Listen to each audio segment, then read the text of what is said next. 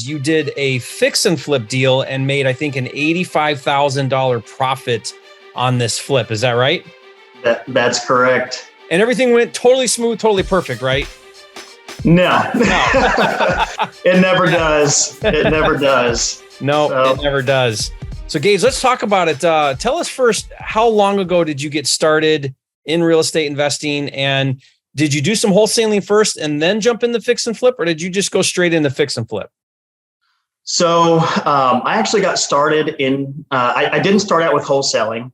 I just recently kind of got into wholesaling just on the side and done a couple of deals there, maybe like 3 or 4. We actually my wife and I got into fix and flip first. And we started in, I want to say about 2019.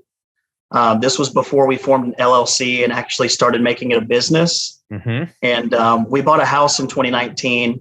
We lived in it for about 2 years. And then whenever we're getting ready to sell, we actually had to renovate it and flip it. It needed some leveling.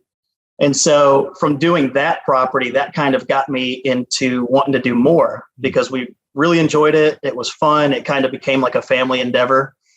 And so after that one, I started watching your videos. I actually found you on YouTube the following year. And after watching your videos for a year, I decided, you know what, this is pretty awesome. I've already been in real estate. I've had my real estate license since 2018. And I've just never been on the investing side of things. We're located out of San Antonio, Texas. Okay. So San Antonio. And so you're like, okay, I've been learning. I've been watching Jerry's YouTube channel, gathering all this information about flipping. Let's go find a deal. You had your own experience with your own house. So you kind of saw that, wow, there's a process here of like making a property better and selling it retail. Tell us about that deal then. Where did you find it and how did you secure that contract on that deal? So that deal I actually found on Redfin. It was for sale by owner. They were originally asking, I want to say they were asking $130 for the property. And I think we put in an offer at $100,000, just even. And the homeowner came back and offered $110 as a counter offer. And I told them I'd meet them in the middle at 105 and we'd sign everything right away. So we met at 105. Okay. And it was kind of nice working directly with the seller and my real estate agent. So it kind of made that whole process a little bit smoother. We got the contract drafted up, and with this, it was actually going to be hard money. So we went hard money through a couple of local people here, and I think we did an 8-day closing, I want to say. Fast. So since fast closing. Yeah, so it was really fast. And I want to say we put 1% down for earnest money. So a couple $100 down, locked it in, all parties signed the contract, and then we closed 8 days later on the property. And did you do an inspection or did you just walk it, or how did you feel good about the condition of it? I actually ended up walking it with my contractor. And we did no inspection, no contingencies, nothing like that. It was buy it as is, how it is, and take it from there. So, but did you walk it with your contractor before your offer? Is that how you did that then? Yes. Okay. Yes, I did. Yeah. So we spent, before I submitted that offer, we actually went out and spent a day. Well, we went out that day and spent about an hour walking the property and kind of estimated where we would need to be at. Yeah. So let me talk about this for a second, because one thing, Gage, that you're going to run into is as you continue to build your business is following that process is very difficult to scale. Meaning it's very time consuming to go look at properties, bring your contractor, run your numbers, then make your offers. You'll find that even full time, you might only get to a handful of offers a week doing it that way, right? Because it just takes half a day, really to kind of do that whole process.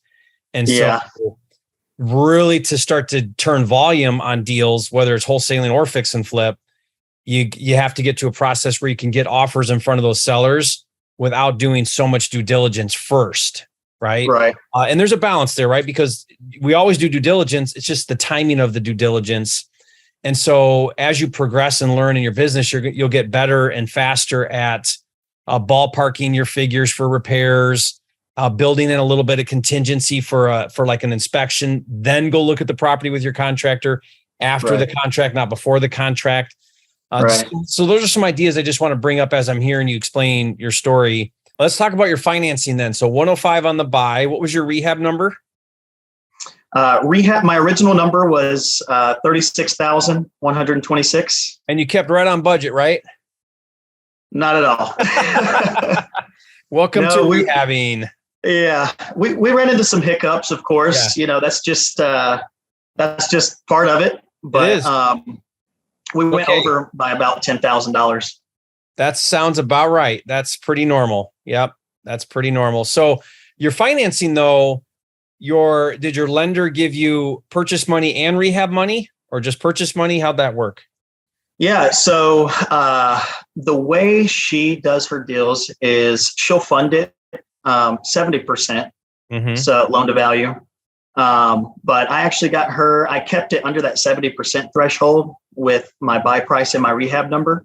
So she actually funded it 100%. And I just had to come to the table with closing costs. That's phenomenal. Yeah. Yeah. So did she say, when you said 70%, did she take the 105 plus what'd you say, 35? The 36,000. 36. So 141. Did she say, okay, I'll lend you 141 because I'm looking at a value of whatever, 250 or whatever it was. What was the value? Right. After comps and everything we're going to do to the property, resale was it appraised at 255. Yeah. Okay. So but her max loan value was 150. Okay. So she went off of an ARV, a 70% of ARV, which is very common. Almost all hard money lenders do that. But what she didn't do is have a loan to cost.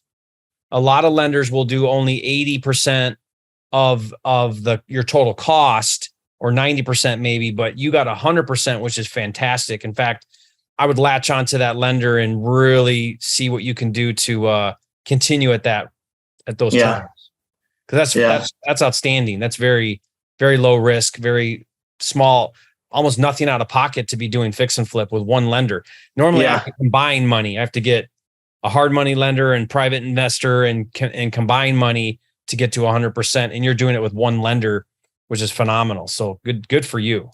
Thank you. Yeah, it was a really good experience. How did you handle going over budget? Did you come out of pocket the extra cash?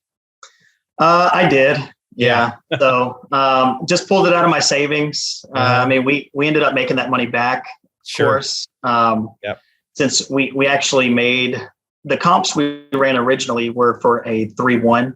And so we actually turned it into a 3-2 and redid our comps, and the home was valued at a higher price point. So we made that money back by adding that second bathroom. You probably gained some market appreciation too, depending on when that sold. But let's talk about your rehab for a minute here. So you went in with a 35 budget, went about 10 over. What did you learn from your rehab? Where do you think you made the mistakes on your budget? Was it calculated overspending because sometimes you decide to spend more money to try to increase value, or was it just a mismanagement of the budget? I think for that, I mean, I would say just kind of figure out where your money needs to go in the project. Yeah. Because of course the entire rehab is important, but some things are more important in where you put your money. Like I could have saved cost elsewhere by focusing on key points like the kitchen, like that area people love to cook. It's a gas community. So the kitchen's really important. Restrooms, having a really nice like primary bedroom and restrooms are very important in that area too. So I think instead of spending extra money in different sections of that home and different parts of that home, you can kind of save a little bit by focusing on key areas, of that property. Another thing I learned is try not to do all the work yourself.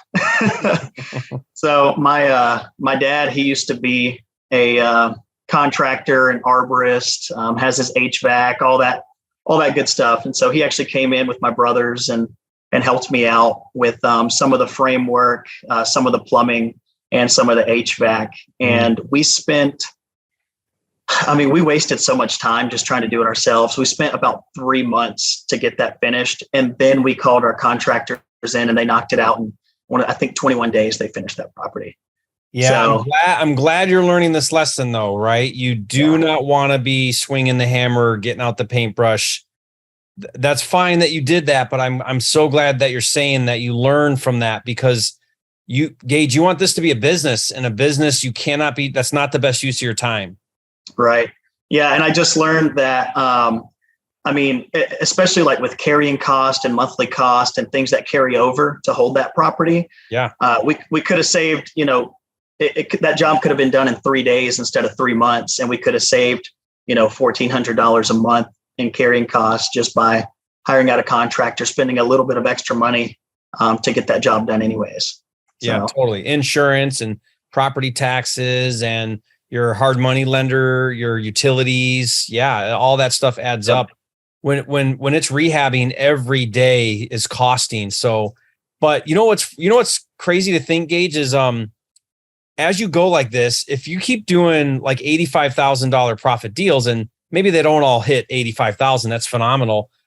But let's just say hypothetically, you're hitting, 50,000, 60,000 on these flips. It doesn't take a lot of these to be doing $1 million a year in net profit. You know what I mean? Right. Yeah. That's the exciting thing to think about. Yeah. Anyway, so Gage, all right, let's keep talking about your deal here. So you go over budget. That's happens. That's so frustrating when it does. You really do have to constantly look at, okay, what did I think things were going to cost? What did they actually cost? We do on every single deal we do a side by side. We actually have this in our Flipster software in our budget tracking tool. But there's what I thought it was going to cost and what it actually cost. And then there's that analysis of comparing the two, because you really want to learn your numbers. So that way on the next deal, you know more what it's going to cost. You're not guessing so much. You're understanding the market and the numbers a lot better of what things actually cost. But that's a process, right? And it's always a moving target. Yeah. So you went 10 over. So now you're all in for, what is it, around 150 or so? Yeah, about 151, somewhere around there. 151. Yeah. And then took longer than you wanted, but you get this thing up for sale, and you had someone help you with the list as well, so you saved on some commissions, right? Yes. Yep. And she actually listed it, I think, for 1%. So yeah, very cool. Really helped us out. Yep. And then how long did it take to get an offer? Well, we listed it, and I want to say day 7, somewhere around day 7 and day 10, we had an offer on it. We actually had multiple offers. And the first offer was a cash offer, and they actually put in an offer for $275. Cause I mean, at that time, the market was still hot. It was great. And, yeah, they had some concerns. So that first offer actually ended up backing out. And we went to the second offer and actually ended up closing with that second offer. And it was right about 250. That's what we closed at. Okay. So 250 on an offer. And any hiccups with that, or did they close, 30 days later or whatever? Yeah, they closed 30 days later. No hiccups. Had their inspector come out, take a look at it. Everything passed. Everything looked great. And yeah, they got a new home. And then after paying the 150 in total cost, right? You bought it for 105, spent about 45 or 46 on the rehab. Right. You had closing fees, you had commissions to agents, you had to pay off your lender, you had costs to carry that loan for, 4 or 5 months or whatever. All said and done, net in your pocket, profit around $85,000, right? Or a little bit more, you said. Yeah. Yeah. Isn't that amazing? And that's so cool. Yeah, it was awesome. And after that, it just made me want to do more. So. Oh yeah. Well, that's what I was going to ask you next. What did that feel like to do this flip and get an $85,000 check or profit? What was emotionally, what did that do for you? I mean, I just remember we're driving to closing, and it was kind of like a moment of realization, like, holy holy crap, we did this, like we did this property. It turned out beautiful. We put a lot of work into it, a lot of energy and effort. And it was just really rewarding. And I remember looking over at my wife and we're just like smiling and laughing and, and just really excited to go to closing, sign these papers and get this check. So yeah, it was rewarding for sure. Well, Gage, you're a flipping genius, guys. Leave a comment and say, Gage, you're a flipping genius. That's super cool. So proud of your success doing this deal. I like to ask this too. What would be your number one piece of advice that you would say to somebody watching this video that maybe is working on their first deal? What would you tell them? I think I would say take all the information you've learned and gathered and just run with it and do it and commit to the project. I feel like that's kind of where I learned all these hard lessons throughout the whole process of this, but me not getting discouraged, looking at the bigger picture and, imagining myself going to closing and picking up this check. I would say just commit to the project and continue to run with it. Of course, look at everything, look at overall cost, look at numbers, make sure everything does make sense, but don't get discouraged if you run into any hiccups along the way. Yeah, I love that. Great advice. I think I agree. The education process or the learning process is so valuable, but it'll only take you so far in your journey. It's the actually going through the experience where you're going to learn. A whole nother level of learning happens. And that's going to make you so much better at the business than just learning only, right? You're never gonna, there's always more to learn. You've probably learned more than enough to actually go get started and do a deal. Most people, they probably already know enough to get started. Yeah, if they're anything like me and they're just binge watching your videos for a year, you've got enough information. Move on it sooner than later. I wish I would have started doing this 2 years ago instead of just this last year. So yeah. Well, good. Well, keep us posted. Really excited for your success and want to hear, share with me your deals as you progress and do deals. Okay. Yeah, that sounds great. Thank you.